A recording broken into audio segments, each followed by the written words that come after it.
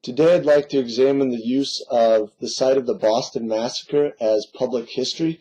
This relives an event that happened on March 5th, 1770, between British troops and Bostonians.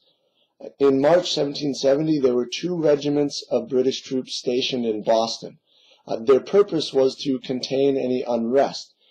This was not going over well with the Bostonians, and as Middlecoff notes in his book A Glorious Cause, there had already been several events of conflict between the British troops and the Bostonians that had erupted into fistfights and the such. On the night of March 5th, a young Bostonian by the name of Edward Garrick had insulted an officer of the 29th Regiment. A private by the name of White took umbrage at this insult and decided to hit Garrick in the face. Some Bostonians reacted to this, and a crowd forms, and they trap White outside the customs house. The British captain by the name of Thomas Preston decides, after watching this situation develop for a while, that he needs to respond and extricate White from that situation.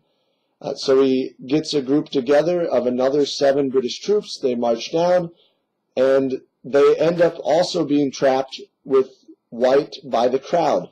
This crowd continues to grow. There's snowballs, ice chunks, other objects being thrown at the British troops. There's taunting. One British soldier by the name of Hugh Montgomery gets struck by a piece of ice, and he ends up firing his weapon into the crowd. The other British troops respond by also firing their weapons into the crowd. The end result is that 5 Bostonians are killed and another 6 wounded. The real significance of the site of the Boston Massacre, though, is how it is used as propaganda by the Sons of Liberty against the British. Most famously, people have seen the engraving by Paul Revere that he did on his silver. This depiction was reprinted in newspapers of the time. One newspaper was the Boston Gazette on March 12, 1770, in an article titled An Account of a Late Military Massacre at Boston, or the Consequences of Quartering Troops in a Populous, Well-Regulated Town. This engraving by Revere is front and center, surrounded by the description of the event.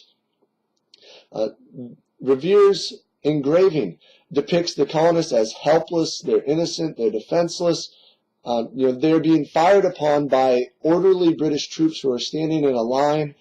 The officer is raising his sword, giving a command to fire. And so the real takeaway that Bostonians were given about this event was the slaughter of innocent inhabitants by these bloodthirsty, cruel British troops who didn't care anything about them. And so this really created an uproar against what is seen as British oppression. Another Bostonian account of this is another newspaper, which was titled A Particular Account of the Most Barbarous and Horrid Massacre Committed in King Street, Boston, by the soldiery quartered in this town. And so right there, it's barbarous, it's horrid, it's a massacre.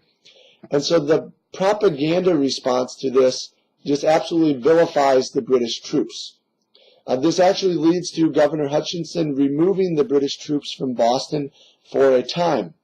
And so when you look at uses for a field trip for this, this would be a great opportunity for students to get a lesson in propaganda and how historical facts can be skewed into a use, in this case by Paul Revere and the Sons of Liberty, to encourage anti-British sentiment.